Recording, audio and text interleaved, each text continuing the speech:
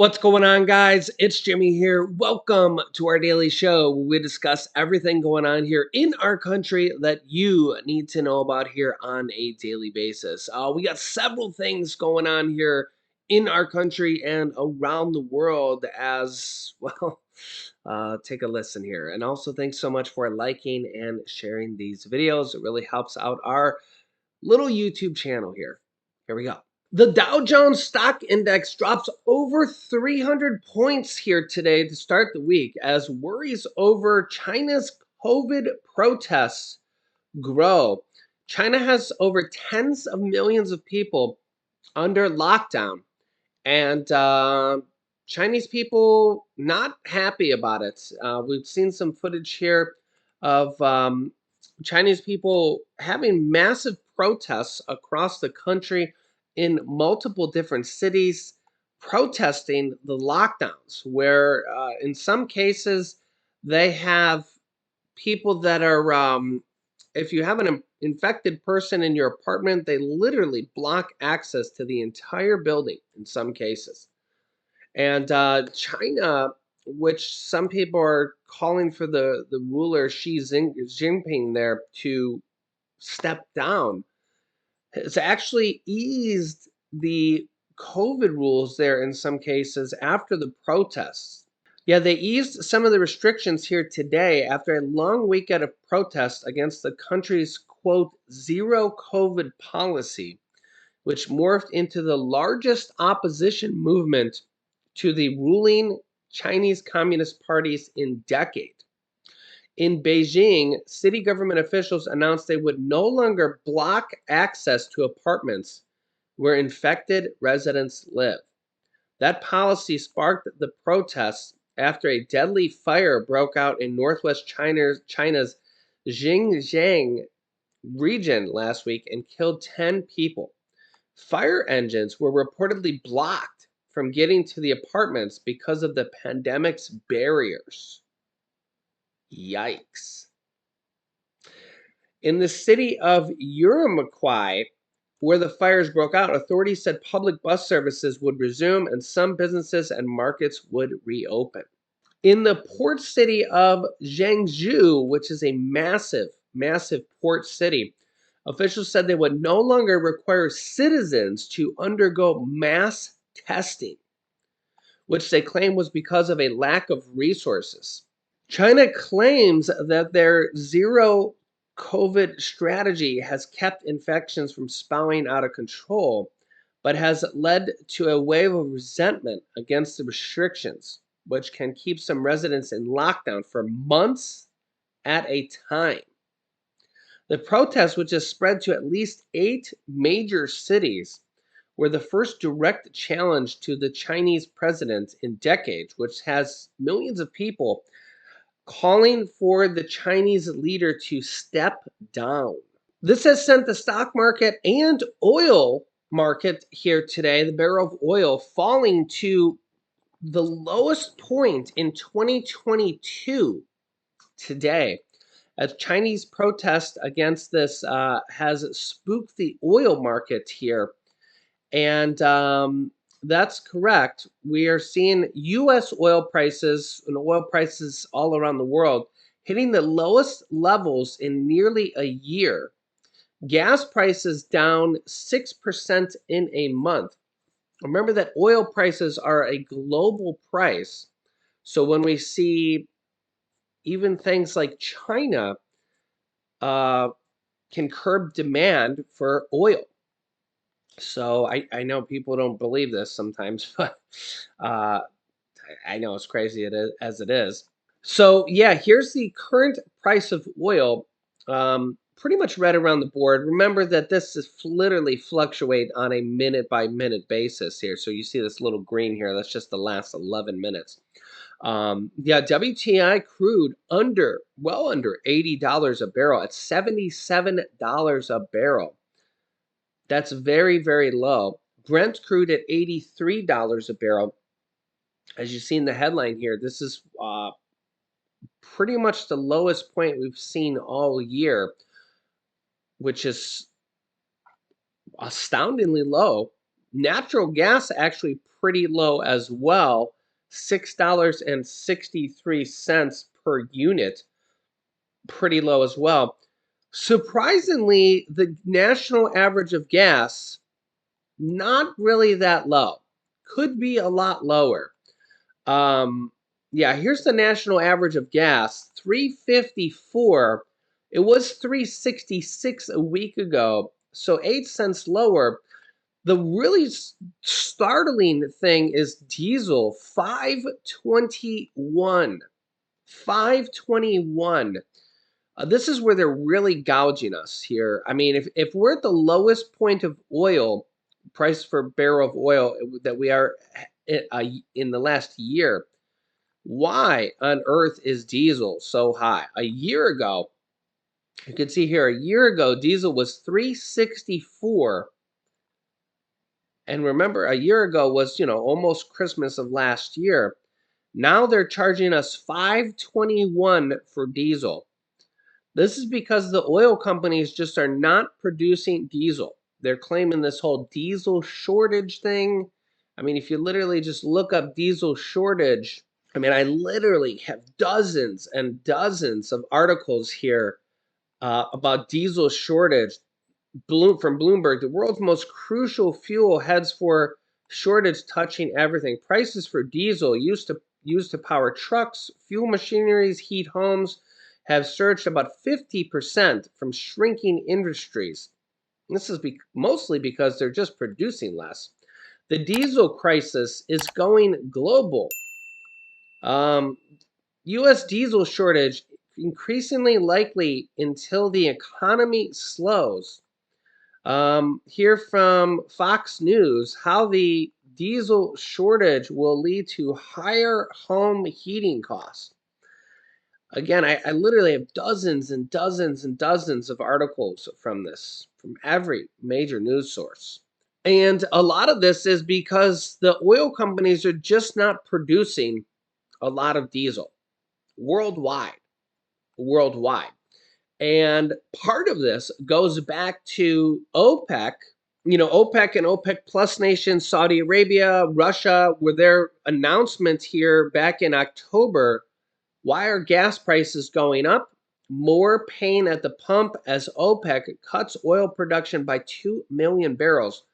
Remember that oil prices, gas prices, diesel prices, home heating prices are they're globally traded. And when they decided to cut production by 2 million barrels, all the gas companies are in on this. Shell, Exxon, all the gas companies. I almost said Enron for a second, but all these gas companies have similar names here. But they cut production by 2 million barrels per day. Just to give you an idea of just this cut. This is just a cut, okay? That shows, let me show you here how much the US produces per day. US production per day. US oil production per day here. The US current production per day is 11.2 million barrels per day of crude oil. So that's about 20% of what the US produces per day. A little bit under 20% of what we produce for the entire country per day. And that's what they cut. That's what they cut. So we would have to produce 2 million more barrels per day just to counteract what they just cut, just to be even Steven, like they say in Seinfeld, just to counteract. So we're seeing oil prices go down now, but imagine how much more they would be down. And the biggest problem we're seeing right now is the diesel prices. And that's the diesel prices are a big concern because diesel is helping prop up the food prices and the prices of pretty much everything you buy at the store. We all know that food prices are one of the worst prices of everything right now. Food inflation is terrible right now. Food prices are up over 13% year over year and seem to be getting worse, And a lot of it is because of the sky high prices of diesel and the artificial shortage of diesel is making it worse. So we've seen the headlines here that there's only 25 days left of diesel in the US. The problem here is that they're not producing enough of it. Okay. So I've seen some comments of people saying, well, why haven't they run out of diesel? It's been 25 days since they've, said this headline here. That actually came from the White House, by the way. Well, they're producing more every day, so it's not that there's in 25 days they're going to run out. They're producing more every day. The problem is that they're producing just enough for what the country uses, and this is pretty much going on all around the world. Europe's having the same problem, and it's going on in most of the world. The oil companies are, I don't know, sneaky, slimy. They know exactly what they're doing, and you can see this directly from OPEC Plus and Saudi Arabia and Russia.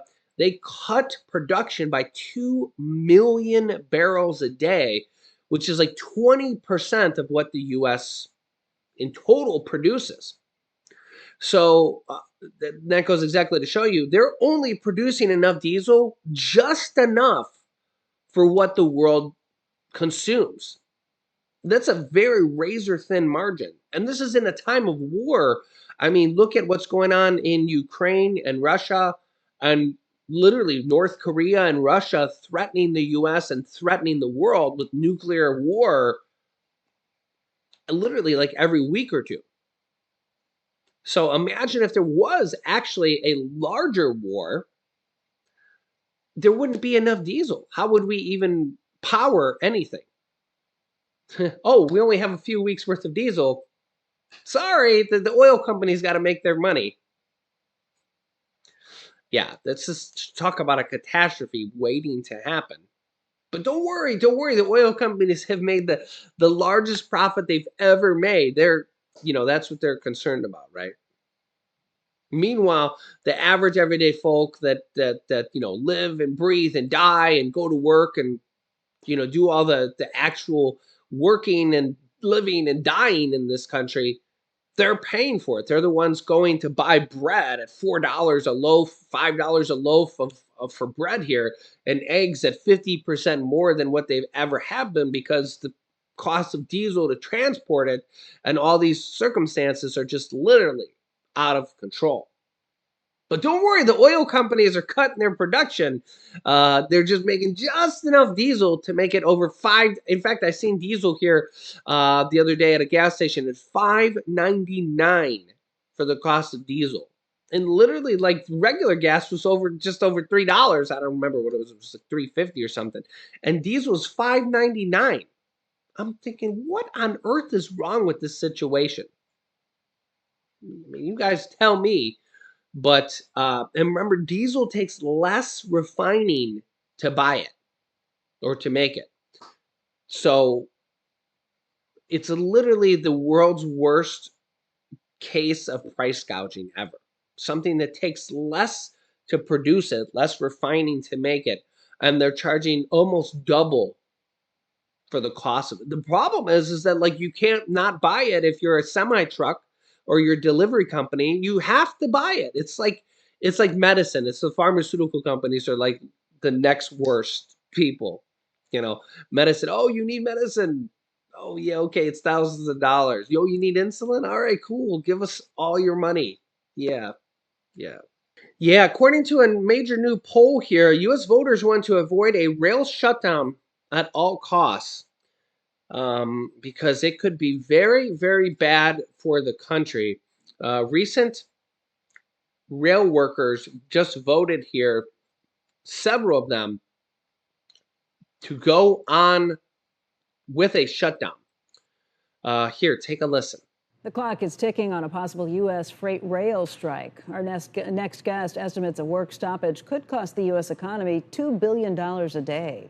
Ian Jeffries is the president and CEO of the Association of American Railroads. And Ian, we kind of have ignored this risk. We thought we dodged a bullet a few months ago when it looked like some deals had been made. But what happened? Some of these deals have been voted down by the membership?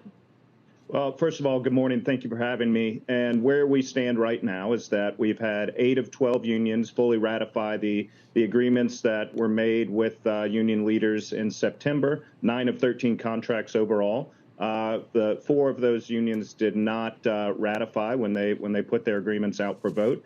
And so we continue discussions with those unions to see if we can identify a voluntary agreement moving forward. But we are on a finite timeline, and the clock is ticking on this. And so we're very focused on taking every step necessary to avoid a work stoppage. What's the deadline?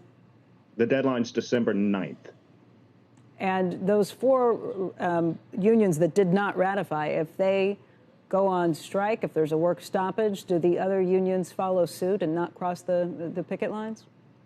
Well, certainly that's historic precedent that a union will honor a lawful picket line, and that's why it's so important that we work to ensure that no work stoppage will occur, because frankly, that's not good for our customers, it's not good for our employees, it's not good for the economy, a $2 billion hit a day. And so we've been very clear from day one that a work stoppage is not in anyone's interest, and something that increasingly likely Congress may need to intervene under the Railway Labor Act.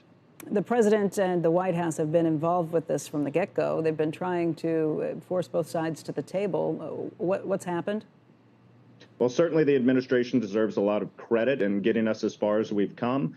They were very integral in keeping the parties together in September to get the 12 tentative agreements we got with every union. We're pleased that, again, we've got a majority, we've got a pattern of agreements that have been ratified, and these are historic agreements. 24% wage increases that will result in average compensation and benefits of about $160,000 a year. And so that's why it's important we get these done. Our workers deserve the compensation. They work hard, 24/7 industry, and they deliver America's freight every day and do it safely. So we're pleased that we've gotten 2/3 of the contracts ratified, and look forward to finding a path forward for those remaining unions. Yeah, the numbers are pretty astounding just in terms of the bonuses that are being paid out, the increases that are being guaranteed. But it's my understanding that the biggest problem that the union members who have not signed off have is just the problem with precision railroading. Precision railroading was something that Hunter Harrison kind of evolutionized. We followed it since back in the early 90s, and it definitely makes it easier for the companies. You need fewer workers to do these things, but the workers have complained that it's not as safe. You have very long railroad trains that are coming through, and that it makes their lives pretty untenable, that they can't schedule doctor's appointments, that they can't go to some of these things. Yeah, so let me know your thoughts here on that. Also, I'll give you a quick update here on our COVID situation, so you can see how I'm doing. I'm doing okay. Still got a little bit of phlegm here. We're just literally resting here today, pretty much every day. My wife's still pretty sick. She says she's doing a wee little bit better, just a little bit. So we're just basically resting pretty much all day, every day. And, I jump on here to let you guys know what's going on here with the country, and I'll keep you guys up to date. And that's about it. Besides that, we're pretty much just resting all day. Yeah, so let me know your thoughts here in the comments. Thank you guys so much for your thoughts and blessings in the comments. I've seen them. Thank you guys so much, and God bless you guys as well. I'll keep you guys up to date here, and yeah, we'll go from there. So thank you so much. Make sure you're subscribed to our YouTube channel. If you haven't yet, it's completely free to do so. New videos come out here every day at 10 a.m., 3 p.m., and 8 p.m. Eastern Standard Time. Thanks so much for liking and sharing these videos as well. You can click here to watch my newest video next. And you can click here to see my newest video about checks going out to Americans that you might not even know about. So click on one of those videos next. Thanks for watching, guys, and I'll see you in the next video.